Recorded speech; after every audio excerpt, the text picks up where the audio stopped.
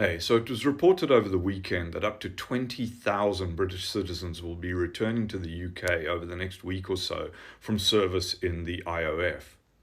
And it appears that unlike in South Africa, where they'll be arrested on return, in the UK they'll just get a welcome sir as they come through immigration.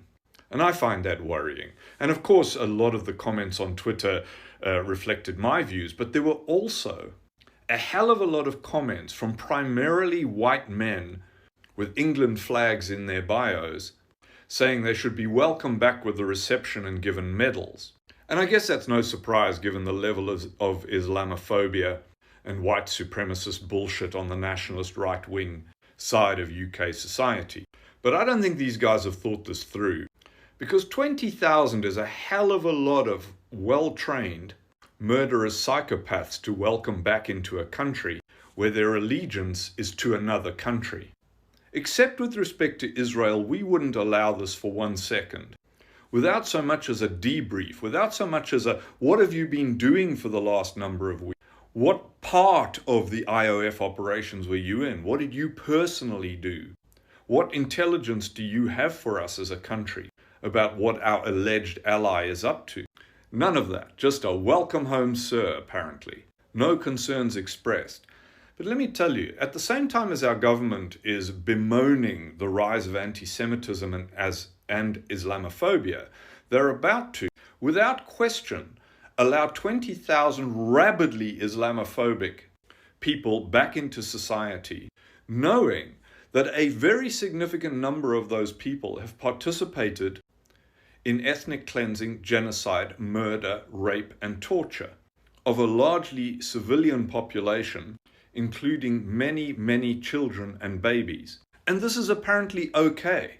But do you, as an ordinary British citizen, want your neighbor or your colleague at work to be somebody you know has voluntarily traveled, used up holiday in order to participate in the current slaughter, starvation, genocide, and ethnic cleansing of over 2 million people? If you're okay with that, I'm not okay with you. Can you imagine the water cooler conversations that are going to happen over the next couple of weeks? Like, hey Barry, how was your holiday? Oh man, it was absolutely awesome. Let me show you the pictures. Hey, here's me knocking on a door. And what's really funny about this is when you pan back, there are no walls. And what was even funnier was that nobody came to answer the door because the whole family were dead inside. Hilarious. Oh, and here's one of my buddy Yitzhak. He's known as James, where he teaches at a school in Cardiff. But actually, we just called him the rapist because, man, that guy'd stick his dick in anything. And don't tell anyone, but he's got a Ziploc bag full of fingernails that he pulled out of people while he tortured them. Imagine how boring it's going to be for him teaching algebra right now. I bet he can't wait to get back there, man. Oh, and this is me and my buddy Rachel. This is a bit sad, really, because she should be back starting her final term at uni, but she can't come back for a while because she's in hospital. She lost a leg.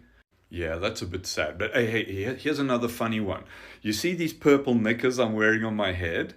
We found them in this guy's house, right?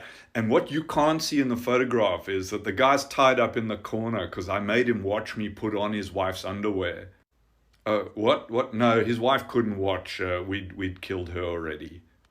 Anyway, buddy, if you could just get that costs Excel spreadsheet to me by 11 o'clock because I'm seeing the clients this afternoon. Hey, and never mind the fact that our government is welcoming back into our already strained NHS and complete lack of mental health services, a group of people who are undoubtedly traumatized by what they've done and seen, and multiple cases of PTSD, and without recognizing for 1 second what a ticking time bomb these psychopaths are in our society. But yeah, come on Keir, come on Rishi, let's have another debate about the fucking Rwanda scheme. Because we got a couple of hundred Somalians, Syrians, Afghans to process and put on a plane to the middle of Africa. We're not going to waste time worrying about 20,000 lunatics with blood on their hands coming home. No, what's there to worry about?